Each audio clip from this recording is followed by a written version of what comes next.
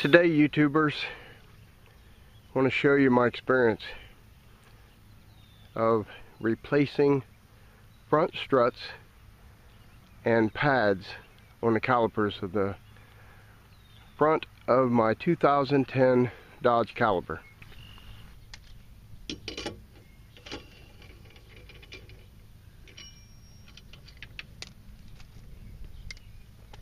Hopefully you can see I already had those broke loose.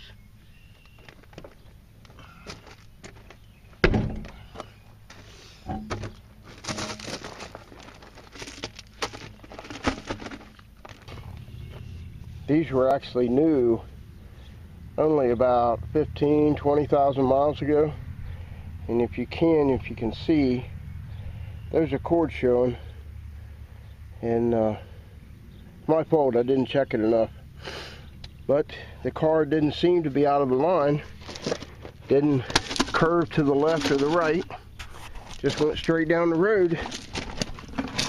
And I went and had it checked out without doing a front end alignment. They really were just kind of guessing. But they seemed to think the struts could be bad. So I bought new struts. Now, the struts aren't leaking. Seem to be okay, and everything's tight. The tie rod ends, ball joints seem to be tight. So other than a camber problem, the toe in and toe out seem to be fine from what they tell me. But anyway, going to replace it. Now here's the caliper. That baby's got to come off, and there's 4 bolts. There's 2 bolts at the caliber. This one and another one outside down here. Those are the slider bolts that the caliper slides back and forth when you hit your brake. Then there's 2 more, if you can see it, here and one down below. That holds the framework that the caliper housing rests on. The bolts slide on and off. I don't know if this is proper or not, but it's what I'm doing. I've got a ratchet and a socket on here, and to break it loose, it's easier for me just to hit it with a hammer, break it loose, take it off. I got both of the slider bolts broke loose and turned out, and you can hear them just kind of pop out. And this part, we'll just clean them up a little bit. They're pretty clean. Just wipe the old grease off, and before I put them back in, I'll put new grease on, and that'll let that caliper slide in and out. But for now, we'll take those out,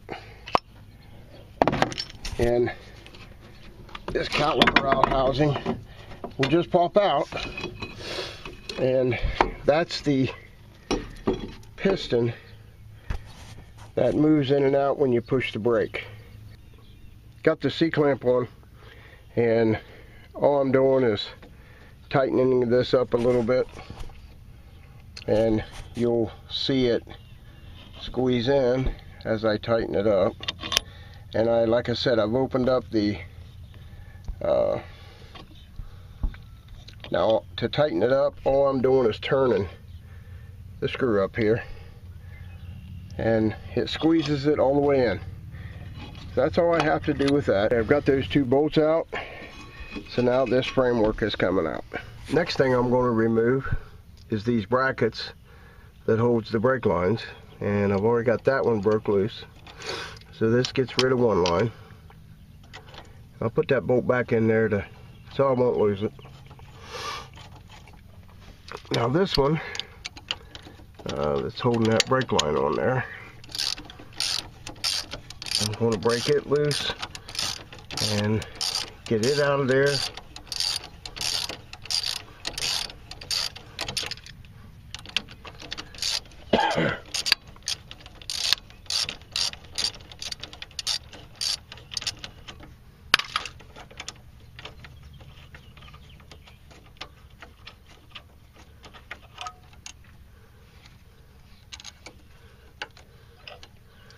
And I'm going to put this back in the strut. Now I'll take it back out later because I'll need it.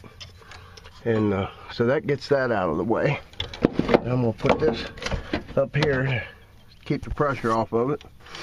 And that's out of the way.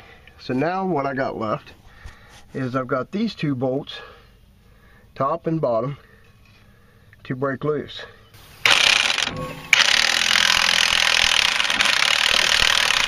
And if you see right here the spine that's on them, now you watch there and it'll come out. So it drives the spine out.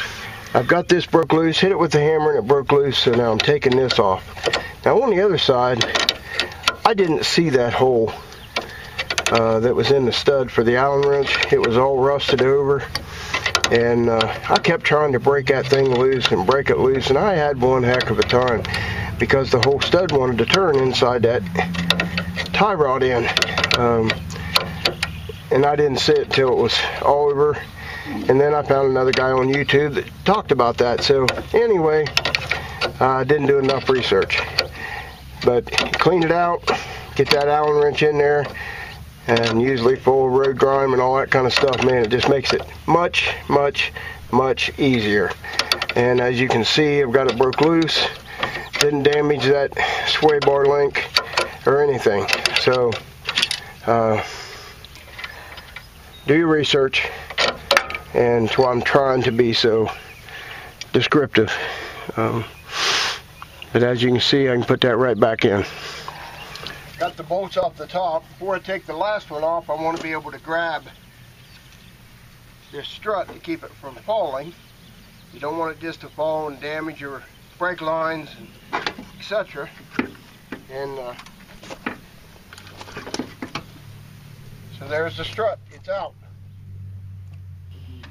Now to put the new strut on, I have to get this spring off and put it on the new one. To do that, now I had to go to AutoZone. It was like $55 to rent the spring compressor tool, and but it's well worth it. The way this works, the spring goes in here, the safety clip pops over it, so it's trapped in there and it can't come apart. At least that's what they tell me. And it worked fantastic on the other strut, so we're going to try it again. So I put it across 3. As soon as I get it somewhat tightened up, I'll show you. One, skip one, and then the other one gives me room for compression. Now the other one that I have, I'm going to put it 180 degrees on the other side so that I'm compressing evenly and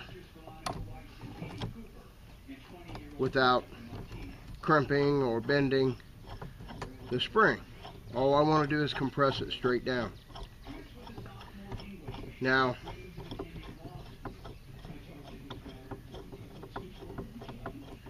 the directions say to use a ratchet, socket, wrench, etc. to tighten them down. And but I like this wrench, impact wrench that I borrowed off a guy. And so I'm going to use it and just go a little bit at a time so that I'm doing them evenly.